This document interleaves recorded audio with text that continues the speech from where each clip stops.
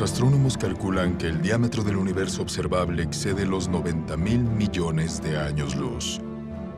Eso son más de 500.000 trillones de kilómetros de un extremo del cosmos al otro.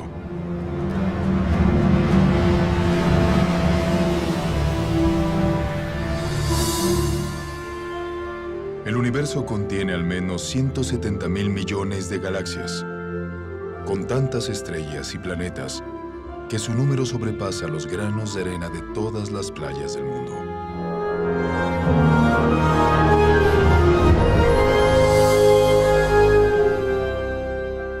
Enclavada en este océano cósmico, una esfera de agua y roca es el hogar de más de 8 millones de especies de organismos vivos.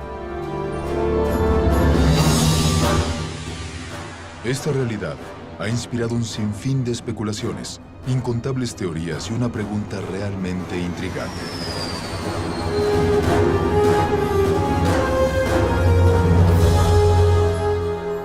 ¿Cuáles eran las probabilidades de que la vida surgiera en el tercer planeta de un Sol que orbita dentro de uno de los brazos espirales de la Vía Láctea? ¿Tuvimos simplemente una suerte increíble? ¿O hubo algo más aparte de mera casualidad e interacciones aleatorias de materia y energía?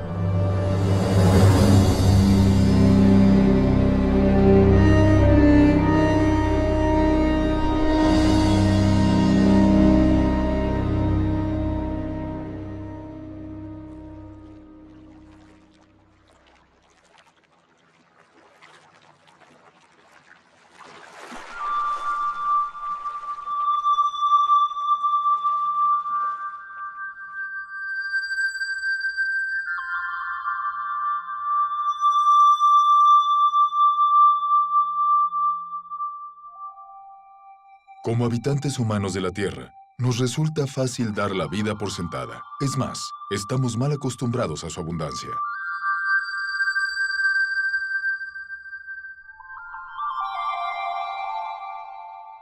El clima y la geografía de nuestro planeta sostiene una biosfera posiblemente única en el universo. No hay apenas lugares que sean demasiado cálidos, demasiado fríos o demasiado aislados para que florezcan en ellos organismos vivos.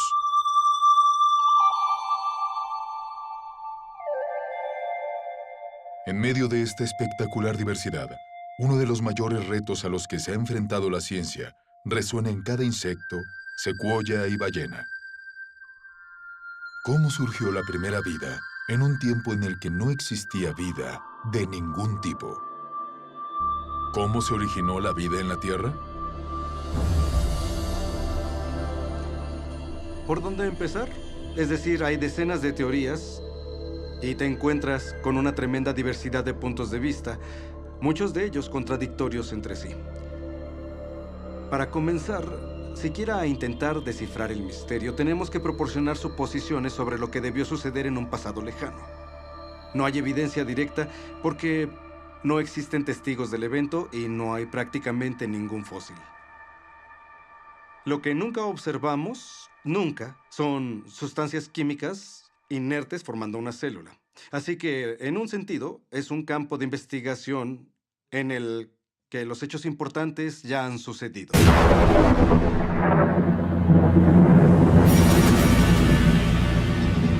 La historia primordial de la Tierra es, de hecho, una narración incompleta. Pero pese a la ausencia de evidencia física, la mayoría de los científicos cree que la vida comenzó cuando la energía provocó que la materia inerte de los océanos, la corteza y la atmósfera, crear los componentes básicos de la primera célula capaz de autorreplicarse. Cuando hablamos del origen de la vida, las reglas, y esto no procede de la ciencia en sí, sino de la filosofía subyacente, las reglas dictan que para resolver el problema se pueden usar materia, energía, leyes naturales, irregularidades naturales y procesos aleatorios. Pero eso es todo. Lo que no se permite usar, fundamentalmente, según las llamadas reglas de la ciencia, es la mente o la inteligencia. Si hubiera que asignar un nombre a esa postura, el más adecuado sería materialismo científico, una filosofía que dice que la única explicación aceptable tiene que traducirse en términos de materia y energía.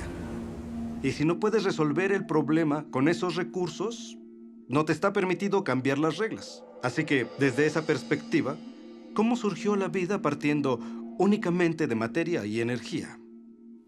Ahora, intenta resolver el problema. ¿Cómo construir una célula? Todas las formas de vida que han existido en la Tierra están formadas por células. Las pistas sobre su origen se esbozan a partir de una red de máquinas moleculares.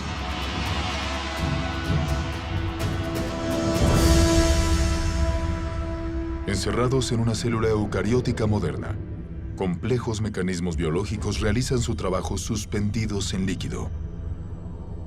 Cada una de estas máquinas carece de vida, pero juntas posibilitan el crecimiento, el movimiento, el metabolismo y la reproducción, las funciones fundamentales de la vida. Cada componente de esta fábrica celular está formada por grandes moléculas compuestas. Las más numerosas son las proteínas. Funcionalmente diversas, las proteínas están diseñadas para desenrollar y copiar información genética de una cadena de ADN. Desencadenar reacciones químicas, acoplándose como un guante a los reactivos. Controlar el paso de electrolitos y nutrientes a través de la membrana celular. Y remolcar contenedores cargados de sustancias sobre andamios, también formados de proteínas, que se autoensamblan y extienden por la célula hasta donde sean necesarios. Ampliado 500.000 veces, un glóbulo rojo contiene 280 millones de proteínas de hemoglobina, diseñadas para transportar oxígeno. Al aislar una de ellas, descubrimos que cada proteína está formada por cientos de moléculas más pequeñas llamadas aminoácidos. Hay 20 tipos de aminoácidos en los organismos vivos. La estructura química característica de cada molécula permite la formación de más de 100.000 tipos distintos de proteínas. La construcción empieza cuando ciertos aminoácidos se organizan en una cadena. Un proceso a menudo comparado con ordenar letras de alfabeto para formar palabras y oraciones con sentido. Si los componentes básicos se encuentran en la secuencia correcta, la cadena se pliega, formando una proteína capaz de llevar a cabo su función dentro de la célula. Pero si los aminoácidos se colocan en un orden erróneo, la cadena no se pliega y, finalmente, se destruye. La célula viva más simple contiene al menos 300 tipos distintos de proteínas y la maquinaria biológica necesaria para crecer, reproducirse, transformar energía, almacenar y procesar información genética y proteger su contenido del mundo exterior. La primera célula viva requeriría componentes y funciones similares. Ahora, apliquemos estos conceptos básicos de química a una conocida teoría sobre el origen de la vida. Hace mucho tiempo que los científicos especulan acerca de océanos primordiales repletos de aminoácidos flotando y colisionando entre sí como autos de choque. Tal vez algunos de estos choques al azar produjeron una cadena lo suficientemente larga para plegarse y formar una proteína.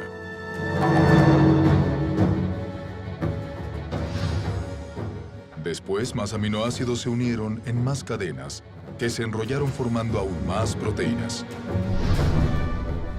A su vez, otras moléculas complejas, incluyendo ácidos nucleicos, lípidos y azúcares, también se autoorganizaron, dando lugar a componentes esenciales. Y entonces, sin previsión ni dirección, surgió en este caldo químico la combinación precisa de moléculas para formar una membrana que encerró a todas y cada una de las máquinas específicas de una célula capaz de reproducirse. Y ahí la tienen, vida a partir de materia inerte. Todo eso suena muy razonable. El problema es que, en la Tierra primitiva, la complejidad interna necesaria solo para sobrevivir sería abrumadora. Porque la vida, tal como la conocemos, Se caracteriza por una gran cantidad de máquinas moleculares. Y si eliminamos esa maquinaria esencial, la célula deja de existir, porque llega un punto en el que no puede simplificarse más y seguir existiendo. Simplificar más implica la muerte. Hay quien critica este argumento diciendo, no se puede tomar la biología celular moderna y proyectarla en el pasado, porque como quiera que fuera, la primera célula era mucho más simple que lo que vemos hoy. De acuerdo, puedo considerar esa premisa. Describe la primera célula. Membrana celular. Si vas a ser la primera célula viva, necesitas una barrera, una membrana que te proteja del entorno. Dicha membrana debe permitir el paso selectivo de nutrientes y materias primas específicas que usarás como combustible y energía. También necesitas almacenar enormes cantidades de información genética en cadenas espirales de ADN. Transcripción. Estas instrucciones detalladas para la vida se copian con una precisión extraordinaria. Ribosoma. Luego, en fábricas llamadas ribosomas, la información se convierte en cadenas de aminoácidos y proteínas. Reproducción celular. Finalmente, estarás perfectamente equipada para reproducirte, dando lugar a futuras generaciones de células. Estas funciones básicas las llevan a cabo todos los seres vivos. Son, en cierta forma, la definición de lo que implica estar vivo, así que ya seas una célula del pasado, una célula muy simple, o una célula actual más compleja, realmente no importa, vas a tener que llevar a cabo esas funciones. La mayoría de los químicos creen, al igual que yo, que la vida surgió espontáneamente de mezclas de moléculas en la Tierra prebiótica. ¿Cómo? No tengo ni idea. George Whitesides, químico, Universidad de Harvard. Pese a los abrumadores obstáculos, la idea de que los elementos químicos básicos se organizaron por sí solos para formar una célula viva se lleva proponiendo desde hace al menos 150 años. En 1871, Charles Darwin escribió una carta en la que describía una pequeña charca tibia repleta de las sustancias apropiadas para generar vida.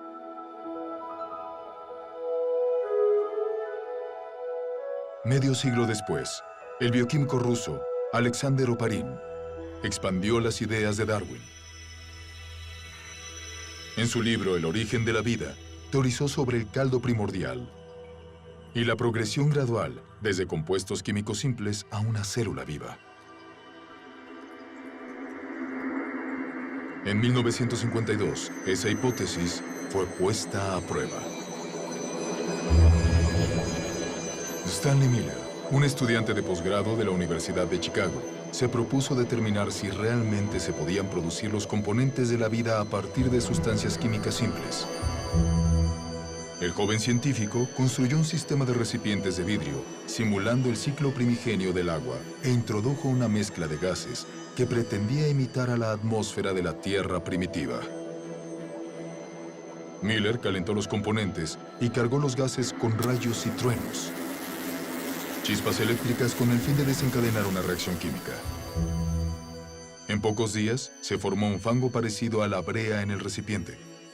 En él, Miller identificó 4 de los 20 aminoácidos que se encuentran en las proteínas. Por primera vez, bajo condiciones supuestamente naturales, se habían generado moléculas esenciales para la vida a partir de materia y energía. La publicación del experimento de Miller generó un tremendo entusiasmo, porque parecía fácil obtener los componentes básicos de los seres vivos. Si era fácil obtener esos componentes, tal vez no era tan difícil pasar de esas sustancias químicas a las primeras células vivas.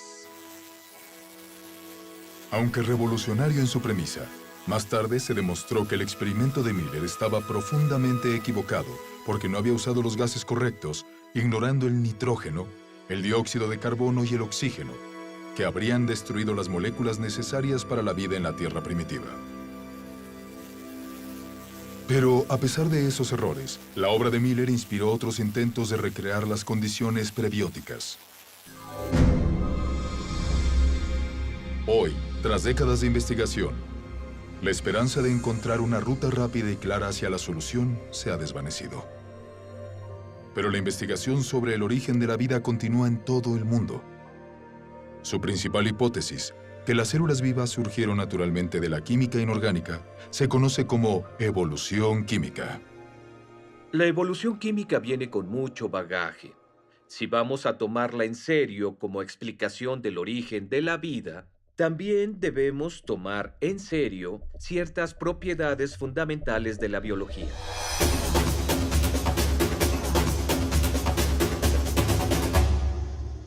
Las moléculas involucradas en la vida no tienen inteligencia, no tienen previsión, no tienen forma de saber qué necesitan hacer a continuación para ordenarse y poder convertirse en química orgánica. Si pusiera aminoácidos en un tubo de ensayo en mi laboratorio, aunque lo calentara y lo agitara muy bien, y siguiera haciendo eso durante 100 años, o 1000 años, o durante 10.000 años, o 1.000.000 de años, no pasaría nada. Aminoácidos, nucleótidos, lípidos, en sí mismos no representan vida. Son inertes, no se reproducen, no almacenan información y en cierto sentido son tontos. No se despertaron una mañana y dijeron, oigan, reunámonos todos y formemos una célula que se autorreplique. Eso no pasó. A la química en sí misma le es indiferente si algo está vivo o muerto. La selección natural no pudo crear la primera célula porque la selección natural no funciona a menos que ya exista un medio de heredar y monitorizar el cambio para luego elegir el mejor superviviente para proseguir. Para que haya selección se requieren células. Así que si intentas explicar el origen de las células, no puedes usar la selección porque la selección requiere la existencia de aquello que intentas explicar. La selección natural tiene que trabajar a partir de una célula que tiene un sistema genético y es capaz de reproducirse. Sin eso, de antemano la selección natural es irrelevante. La autoorganización es la idea de que las sustancias químicas pueden de algún modo organizarse a sí mismas, lo que las convierte en objetos ricos en información con propósito. Las moléculas y los átomos pueden autoorganizarse en un sentido. La sal sería un ejemplo. En la sal hay iones de sodio y de cloro, y estos interactúan entre sí porque tienen cargas positivas y negativas. Así que esa afinidad natural conduce a la formación de cloruro de sodio, cloruro de sodio, cloruro de sodio, que entonces pueden empaquetarse de forma estereotípica para formar un cristal. Los cristales de sal son la misma cosa repetida una y otra vez. Si un cristal de sal fuera un libro, sería un libro de una sola palabra. Ese tipo de geometrías repetitivas no contienen la clase adecuada de información, la que haría falta, digamos, para formar una proteína. La secuencia que vemos en una proteína es altamente irregular. No hay forma de predecir cuál será el siguiente aminoácido en la secuencia a partir de los anteriores. Así que la autoorganización que efectivamente observamos en el mundo natural es del tipo erróneo cuando se trata de construir las estructuras ricas en información de los seres vivos. Así que una vez que eliminamos la selección natural y la autoorganización, y uno se da cuenta de que las moléculas no tienen la capacidad de pensar ni de planificar, el azar asoma su feo rostro, y los científicos odian el azar como explicación del origen de la vida. ¿Azar? ¿Y por qué el azar es una opción tan poco satisfactoria? Tal vez porque muchos analistas han hecho cálculos y entienden lo descomunal que son las probabilidades en contra.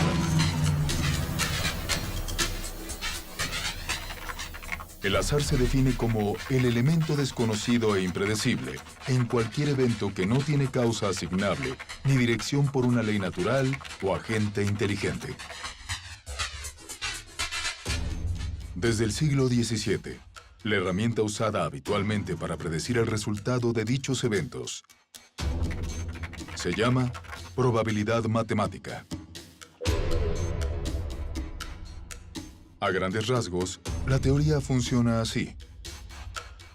Al lanzar una moneda al aire y predecir cara, la probabilidad de acertar es del 50% o de una probabilidad entre 2. Al lanzar 2 monedas, la probabilidad de obtener 2 caras a la vez es de 1 entre 4. 3 monedas y 3 caras en un solo intento, una probabilidad entre 8. Cada vez que agregamos una moneda, la probabilidad de éxito, en este caso, todas caras en el mismo lanzamiento, se reduce exponencialmente en un múltiplo de 2. De modo que si se lanzan 10 monedas, la probabilidad de 10 caras es 1 entre 2 elevado a 10, o menos de 1 entre 1000.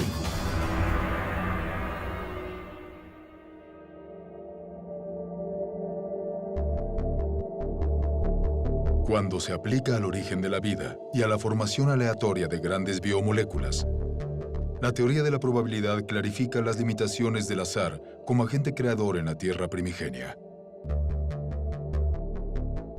Por ejemplo, ¿cuál es la probabilidad de formar una única proteína usando exclusivamente las interacciones ciegas de la química?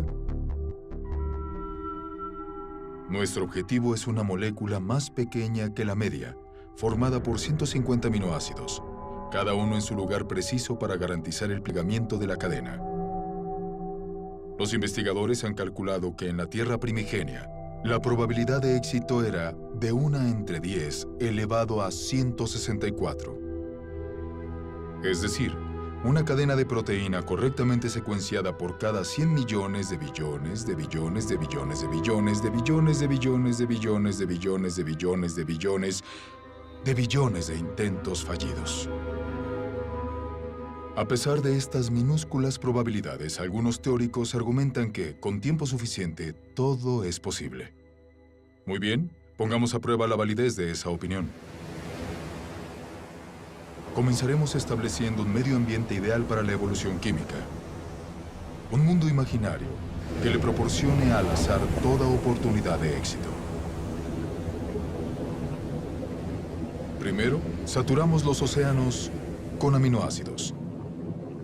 Eso significa que todos los átomos de la Tierra, incluyendo su provisión completa de carbono, nitrógeno, oxígeno, hidrógeno y azufre, están disponibles para formar 10 elevado a la 41 juegos completos de los 20 tipos de aminoácidos con los que se construyen las proteínas.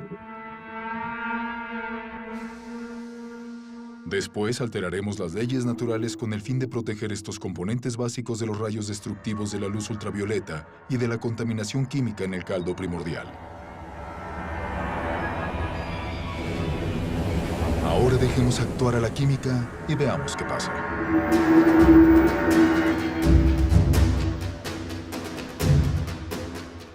Los aminoácidos comienzan a unirse frenéticamente. En nuestro experimento, una cadena completa de 150 unidades se autoensamblan en apenas un segundo. Como los 20 tipos de aminoácidos están disponibles, en la mayoría de posiciones hay un 5% de probabilidad, o 1 entre 20, de que la molécula correcta se añada a la cadena. Si la secuencia es incorrecta, la cadena se destruye de inmediato y comienza un nuevo ensamblaje. En todo el planeta se llevarán a cabo 6 millones de billones de billones de billones de intentos de formar una cadena cada minuto.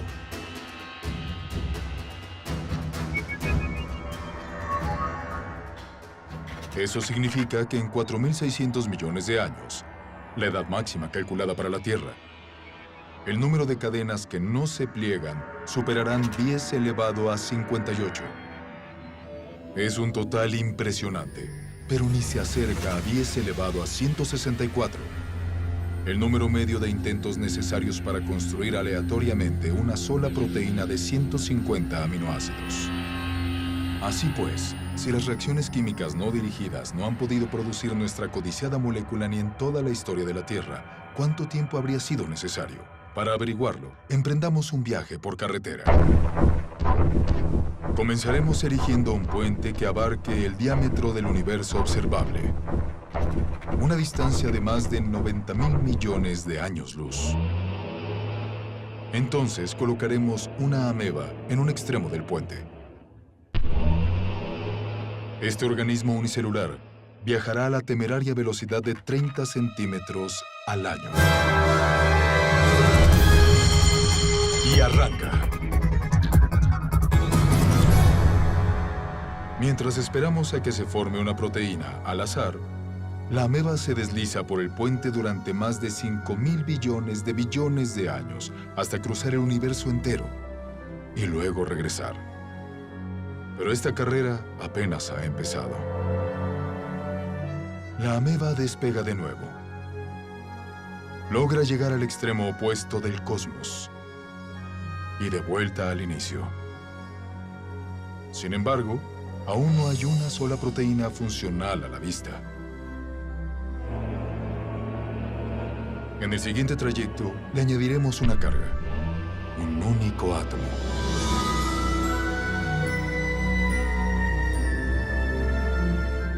Tras recorrer lentamente más de 800.000 millones de billones de kilómetros, la ameba entrega su cargamento y regresa por más. ¿Llegará antes de que se forme nuestra afortunada proteína? Por supuesto. Es más, completará otros 10 viajes. Luego 20, 100, 1000. Y aún no habrá señales de una molécula útil. La ameba repite su trayecto de ida y vuelta hasta haber transportado todos los átomos de la Tierra. Después de todos los átomos del Sistema Solar. Más tarde, cada planeta y estrella de la Vía Láctea, átomo a átomo. De hecho, mientras esperamos que se forme una sola proteína, la ameba dispone de tanto tiempo que, moviéndose a solo 30 centímetros al año y llevando un solo átomo en cada viaje, transportará el universo completo más de 56 millones de veces. Ese es el tiempo que tardaría el azar en construir una proteína funcional. Supongamos que, contra toda probabilidad, la evolución química produjo nuestra primera proteína funcional. ¿Tendríamos vida? No. ¿Tendríamos una proteína? Tan solo una inerte alineación de aminoácidos. La célula viva más simple que conocemos contiene más de 300 proteínas diferentes. Pero las proteínas son solo una parte de la historia cuando consideramos cualquier célula real. Recordemos que tendrá carbohidratos, azúcares complejos, ácidos nucleicos, ADN y ARN, lípidos, toda una variedad de sustancias químicas que en conjunto constituyen el estado vital. Esos diferentes elementos, todos deben encontrarse en el interior del mismo microambiente al mismo tiempo. Cada uno de los componentes básicos debe entonces ensamblarse e integrarse en la red de máquinas moleculares que controlan todas las facetas de la vida. Si logramos entender exactamente lo difícil que es producir una máquina molecular usando únicamente átomos y energía, nos damos cuenta de que hay un grave problema, porque cuando tienes una máquina molecular, no tienes un ser vivo. Esta máquina molecular necesita otras máquinas moleculares. E incluso si la naturaleza fuera capaz de producir todas las máquinas moleculares necesarias, eso tampoco sería suficiente. Todas ellas deben encontrarse juntas en el minúsculo espacio limitado por una membrana que llamamos célula. Por lo que yo sé de lo que se requiere para formar una célula, tiene que pasar todo a la vez. Es algo que no puede hacerse poco a poco, porque las partes trabajan juntas en un ciclo causal. El nivel más alto de organización trasciende a las partes. La organización espacial de la célula requiere que las moléculas terminen en el lugar correcto en el momento justo. El ADN se copia a ARN. La polimerasa que realiza la copia tiene que localizar el punto adecuado del ADN para empezar a copiar. El ARN debe de algún modo acoplarse a los ribosomas que deben estar en un lugar preciso. Y las proteínas recién creadas deben dirigirse hacia un sitio en particular. Demasiado sin duda para atribuírselo al simple azar. La probabilidad de que todo eso se encuentre en el mismo lugar al mismo tiempo rebasa todo lo que puedas imaginar. Y la probabilidad de reunirlo todo en el interior de una vesícula membranosa como una célula es lo más parecido a imposible. Habiendo agotado la suerte del azar, la búsqueda de una explicación materialista viable se ha ramificado en varias direcciones. Las teorías incluyen superficies agrietadas de arcilla que atraerían y alinearían moléculas orgánicas, formando cadenas de ácidos nucleicos y aminoácidos. Fuentes hidrotermales del fondo oceánico que arrojaron componentes químicos básicos procedentes de calderas submarinas a cientos de grados de temperatura. Y océanos primordiales repletos de ARN, una molécula versátil capaz de almacenar y replicar información genética, teóricamente sin necesidad de ADN o proteínas. Este tipo de propuestas ha desatado un interés considerable, pero todas se enfrentan al mismo obstáculo que mina su credibilidad: la transformación de componentes inertes en las biomoléculas complejas de la vida. Este problema se hace evidente en la hipótesis del mundo del ARN. El mundo del ARN es esa idea de que puedes unir suficientes nucleótidos en una cadena lo bastante larga como para copiarse a sí misma y, una vez copiada, hacer lo mismo una y otra vez. Los investigadores del origen de la vida imaginan una vida primigenia formada únicamente por el ARN que, de algún modo, logró abrirse paso hacia un mundo mayor donde hay proteínas y ADN. Nadie tiene ni idea de cómo ocurrió. Desde que se introdujo el mundo del ARN, la aceptación de la teoría ha aumentado a pesar de sus muchas limitaciones, incluyendo la durabilidad de la molécula. Solo con mirar una molécula de ARN, Esta parece desmoronarse. trabajar con ARN Es extraordinariamente difícil porque es muy delicado. Su propósito es ser un almacén temporal de información. Y a consecuencia de su fragilidad, es extremadamente improbable que pudiera servir de algún tipo de punto de partida para la vida. Así, el ARN no pudo preceder a la primera célula porque necesitaba estar protegido en un ambiente celular para ser estable, para ser copiado, para ser útil. Hoy en día, las moléculas de ARN se fabrican en condiciones de laboratorio. Para muchos bioquímicos, estas cadenas sintéticas de ácidos nucleicos suponen al menos una confirmación parcial de que la evolución química pudo prender la llama de la vida en la Tierra primitiva. Si quieres fabricar ARN en el laboratorio, tienes que desinfectar las superficies, limpiar las pipetas, usar guantes especiales y mantener todo cubierto y luego esperar que no se produzca contaminación, porque en ese caso, adiós ARN. Y entonces, tienes que resolver el problema de la secuenciación. Necesitas científicos que trabajen duro secuenciando el ARN y probando diferentes combinaciones, hasta encontrar una que quizá pueda copiarse a sí misma. De modo que necesitas una cadena compleja de ARN que funcione a la vez como enzima y como molécula hereditaria. Y son mentes más brillantes del mundo las que trabajan en esto y no han logrado solucionar el problema. Reflexionando sobre el origen de la vida y las implicaciones del ARN sintético, el químico Robert Shapiro dijo: "El fallo de esta clase de investigación no está en la química.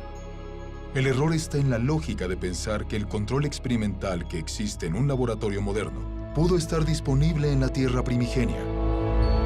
En realidad, las probabilidades en contra de que el ARN se formase por sí solo son astronómicas."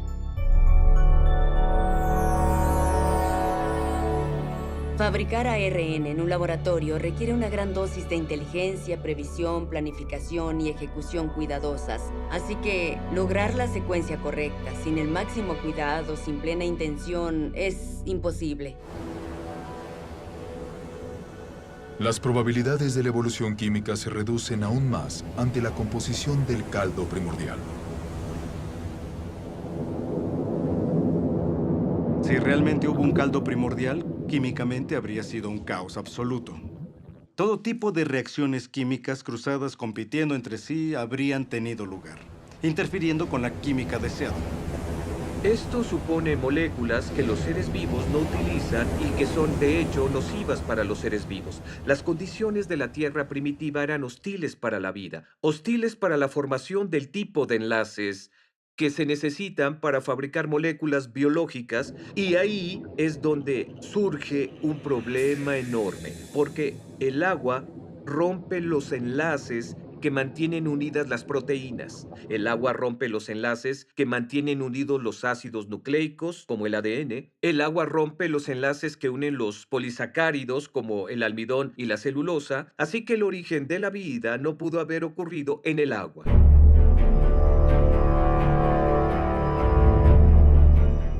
Al enfrentar obstáculos insalvables en la Tierra, algunos científicos han expandido las fronteras de su búsqueda.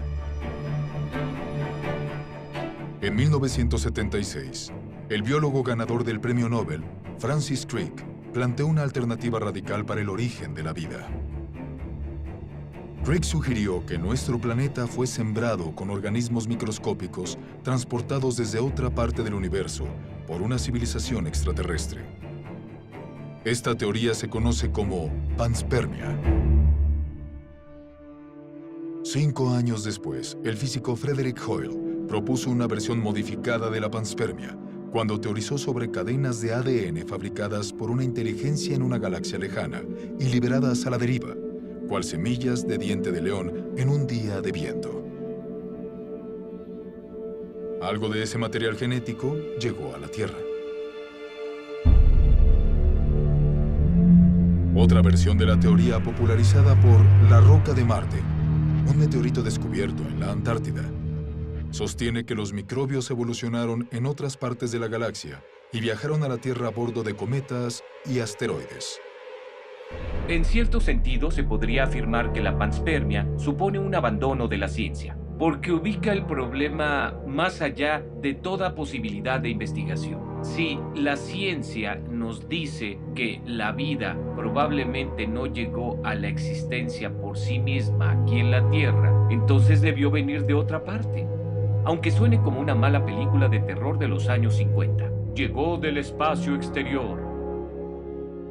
Si existen dificultades para crear la vida en el planeta Tierra, porque, digamos, la atmósfera necesaria es geológicamente improbable o no se pueden conseguir cantidades suficientes de moléculas biológicamente relevantes, esos problemas van a existir en cualquier otro planeta donde postulemos que surgió la vida. No podemos hacerlos desaparecer cambiando la ubicación, qué sé yo, al otro lado de la galaxia.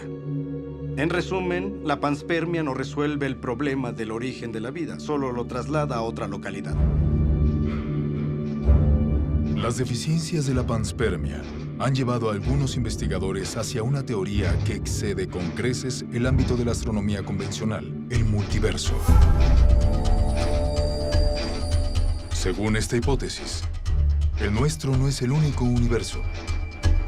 En lugar de ello, millones o billones de universos se generaron en el pasado por algún proceso natural desconocido. Y al aumentar exponencialmente las oportunidades, las probabilidades imposibles se volvieron probables.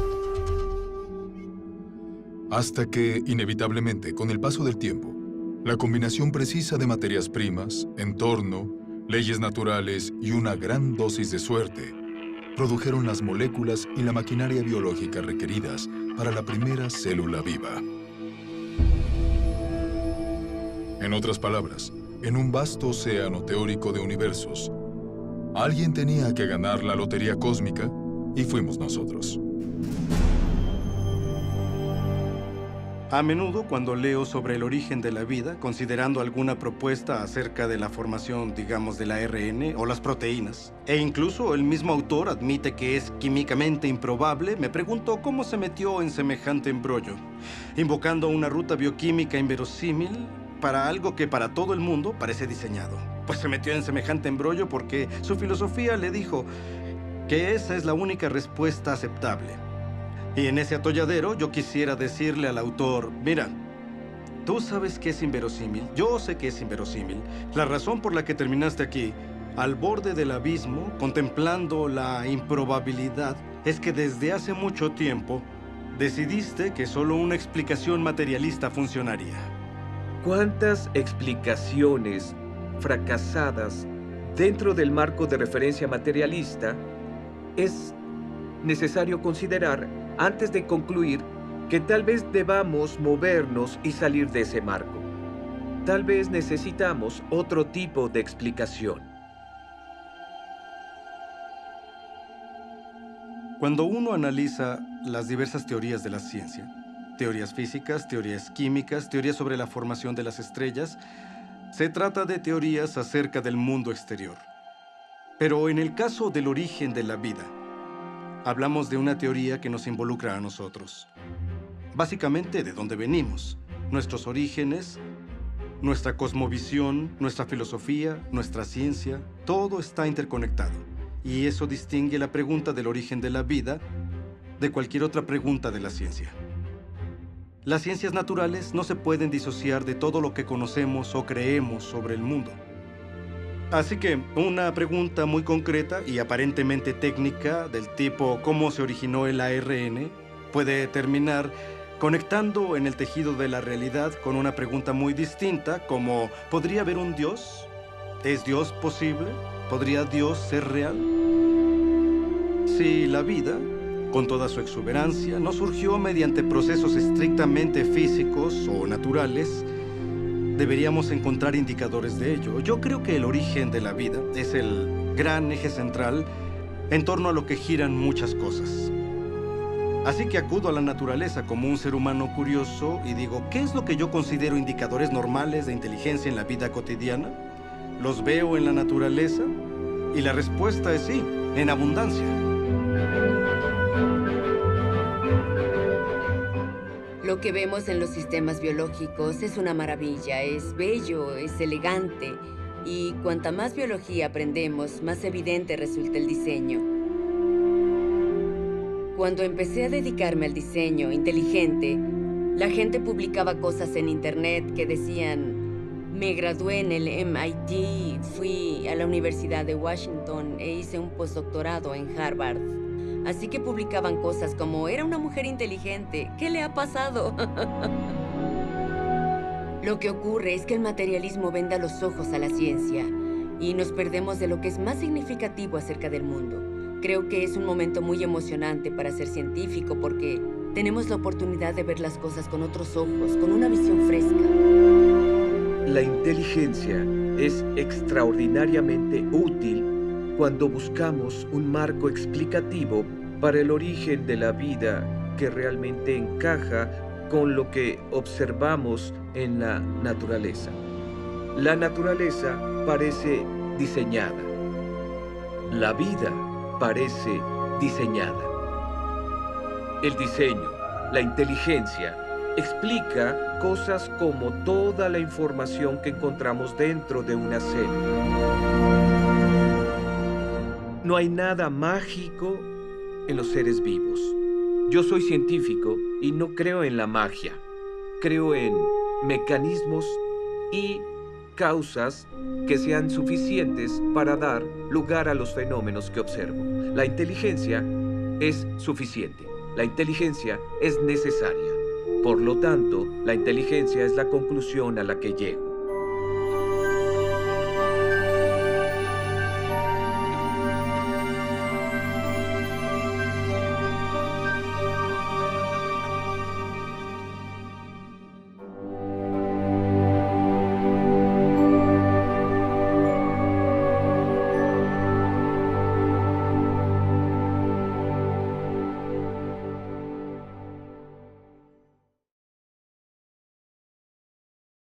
Espero que hayan disfrutado de Origen. Ha sido emocionante formar parte de un proyecto que aborda directamente las grandes preguntas que influyen profundamente en nuestra visión del mundo, a tantos niveles. ¿Cómo comenzó la vida? ¿Las interacciones aleatorias de materia y energía produjeron las primeras células? ¿O la vida solo puede explicarse como la creación especial de Dios? Durante los últimos 30 años, los avances tecnológicos han posibilitado a los investigadores a descubrir y visualizar la compleja red de máquinas biológicas que trabajan dentro de cada célula viva.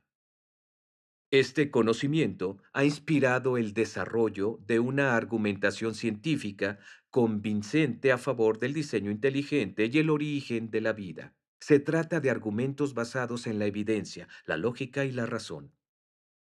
A continuación les mostraremos un cortometraje que explica los principios básicos de esta teoría, que algún día podría revolucionar cómo se entiende, se practica y se enseña la ciencia en todo el mundo.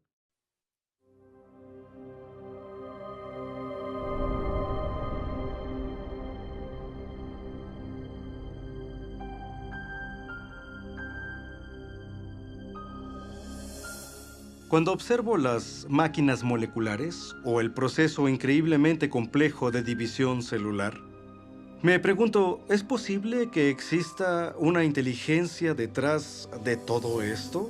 ¿Que haya un plan y un propósito para esta estructura? La ciencia debería ser una búsqueda de la verdad acerca del mundo. No deberíamos prejuzgar lo que podría o no ser cierto. No deberíamos decir, no me gusta esta explicación, así que voy a dejarla de lado. Sino que al toparnos con un enigma en la naturaleza, deberíamos abordarlo considerando todas las causas posibles que podrían explicarlo. Una de las cosas que me molesta de la teoría de la evolución es que descarta artificialmente un tipo de causa antes incluso de considerar la evidencia. Y la causa que se descarta es la inteligencia. Desde finales del siglo XIX, desde la época de Darwin, debido en parte a lo que Darwin escribió en El origen de las especies, los científicos llegaron a aceptar cierto consenso, una definición de ciencia que excluía la posibilidad de considerar el diseño como explicación científica. Y ese consenso tiene nombre, se le llama naturalismo metodológico. Y simplemente significa que para ser científico uno debe limitarse a explicaciones que impliquen solo causas naturales. No se puede invocar una causa inteligente.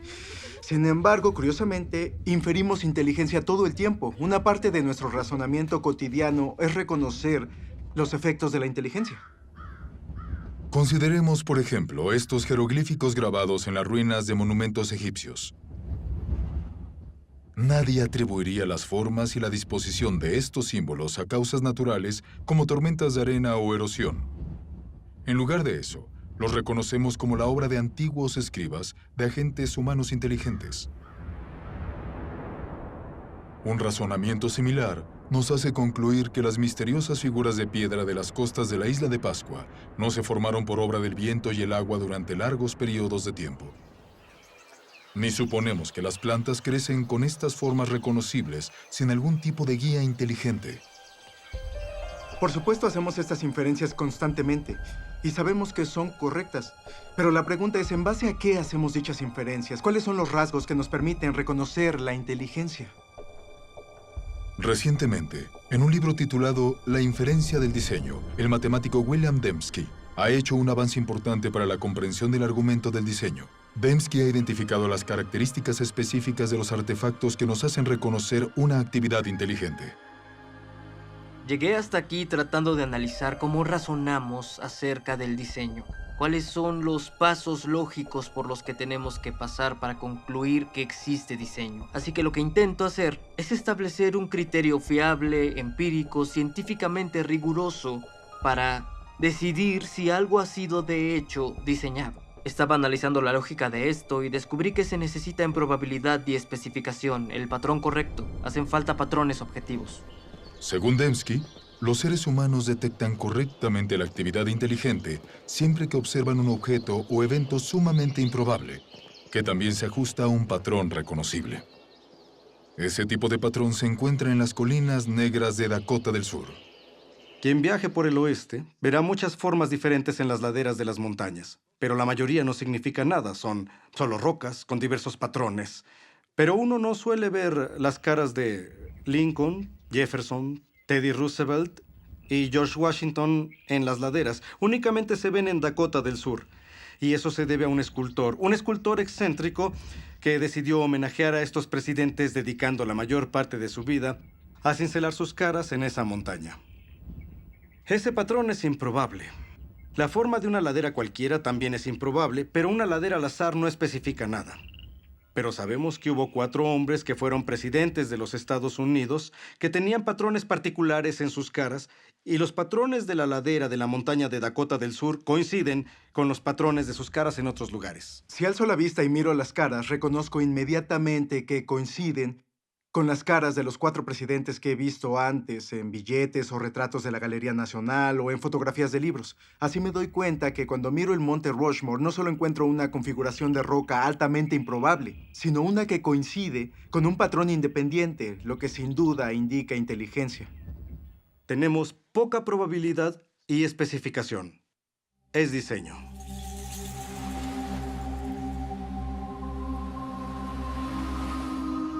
En una playa, otro patrón improbable grabado en la arena ilustra cómo detectamos el diseño.